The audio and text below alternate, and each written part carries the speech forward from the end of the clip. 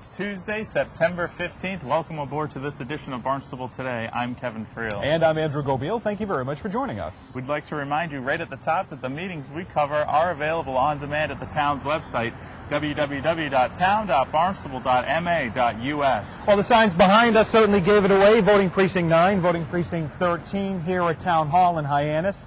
It is home to two voting precincts on this election day. Voters across the town of Barnstable in this preliminary election for school committee are taking the 5 candidates and bringing them down to 4 candidates for the general election to take place in November. And one precinct out in Marston's Mills actually has a race for town council as well, where they're going to reduce by 1 the number of candidates out there. Keep it tuned, of course, to Channel 18 later on this evening, where we will have the complete results of today's preliminary election votes.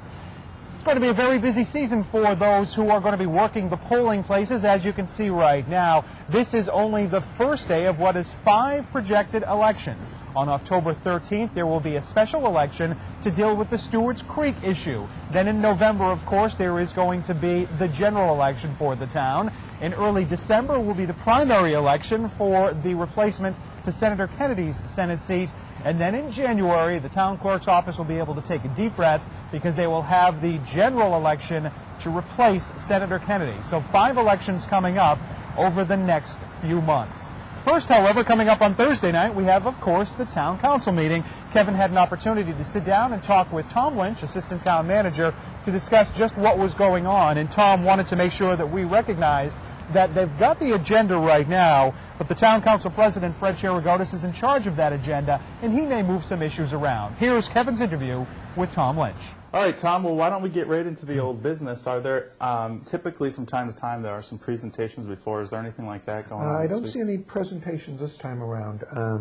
There will be several important items that are coming up, though. The first is an appropriation for this building that comes through the Community Preservation Committee, where we're hoping to be able to secure and improve the envelope of the town hall here through roofing and siding and a redoing of windows and things of that nature. So that's overall a $3 million appropriation through Community Preservation Act funds. And there'll be a consultant and Director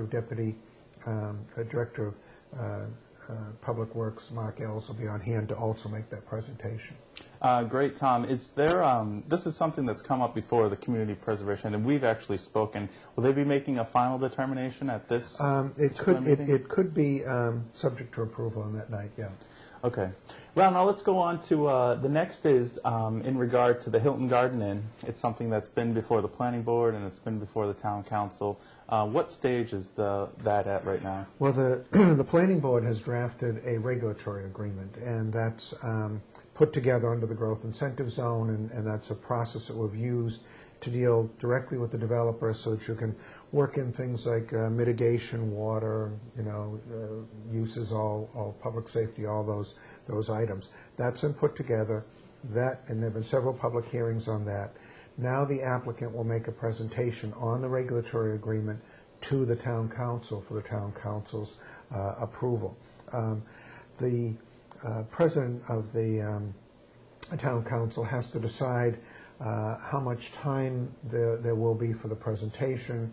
I suspect that he'll probably work in at some point in time public comment on all of that, but that's a little yet to be determined. This is a big project, an important one, issue for the town council to debate, and we'll see how it moves forward. Great. Tom, there's also a potential ballot question that is before the town council. It's under old business. Now, would that ballot question be on this November's election? And it would have to pass on the 17th in order to qualify for the November election.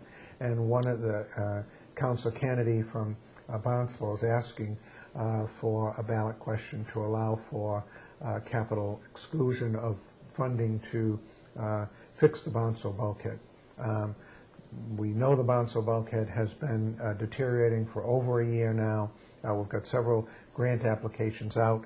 The council feels that this might be a way to move forward. I suspect that there will be debate on that, and we'll see whether they want to place what amounts to an override question on the ballot.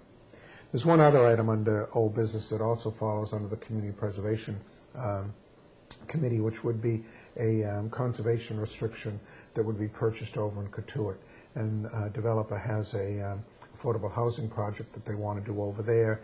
There'd be the purchase or restriction of an acre of land for water protection,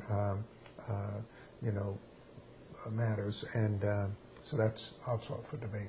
Certainly a very busy schedule for the town council. Well, and then we have, probably about 8 or 9 different items that are on there just for various grant acceptances for public safety and for other grants that individuals have written that need to get town council approval. So we'll see whether they get moved up before the other business, which we know will take some time. Which brings me to a point that I wanted to make, for your viewers. We review as best we can the agenda as we know it early on in the week. The council president, however, generally has control over the agenda. And he may hear from one of his counselors that an item isn't ready, or he may hear from staff that, gee, we didn't get that piece of information we thought, or an applicant might say, gee, could you postpone it to the next meeting? I don't have, individuals coming down. So this agenda is subject to change, but when we do our presentation, as we try to do every week before the town council meeting, this is the best that we know at this point in time, but viewers will know that it could bounce around based on the public agenda that they may have seen printed. Thank you very much, Tom. And as always, we try to put some added information to some of these agenda items that people can find out easily how to, find more information and get that sort of stuff. So I thank you very much. Well, Barnstable Today is all about transparency in government, and that's what we're trying to put forward. Now, Tom, is there anything else that you'd like to add about the agenda or anything else that's coming up on this Thursday's? Well, if I can, I'd just like to give a plug for the grand opening of the Hyannis Youth and Community Center. We'll be talking to councilors about it on Thursday, certainly. An awful lot of work has gone into that $25 million facility. It's already open. I know you've done stories on it, and it's getting used, but this is a chance to thank all those citizens who have contributed money, corporations who have contributed money to the state and federal government to make this all work, and we're very proud of that facility, and we hope viewers get a chance to go out and see it. Once again, Kevin talking with Assistant Town Manager Tom Lynch about Thursday night's Town Council meeting. Here's a list of the upcoming meetings that you'll be able to see right here on Channel 18. Tuesday, September 15th, the Barnstable Housing Committee has a meeting at 8 a.m. in the Selectmen's Conference Room. And then also on Tuesday at 3:30 in the afternoon, there's going to be a joint meeting of the Water Pollution Control and Public Works Commission, again 3:30 at the DPW Conference Room. The Airport Terminal Ad Hoc meeting takes place at 4 p.m. at the airport. Followed by the Airport Commission meeting at 6 o'clock also at the airport. The Conservation Commission has a hearing at 6:30 in the Town Hall hearing room.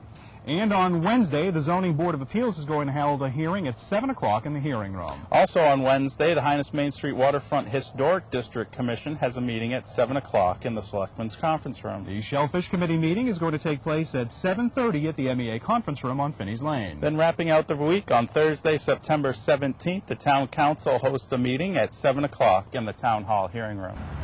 Now we're going to finish with the list of polling places. If you still like to get out and vote, they'll be open till 8 o'clock this evening.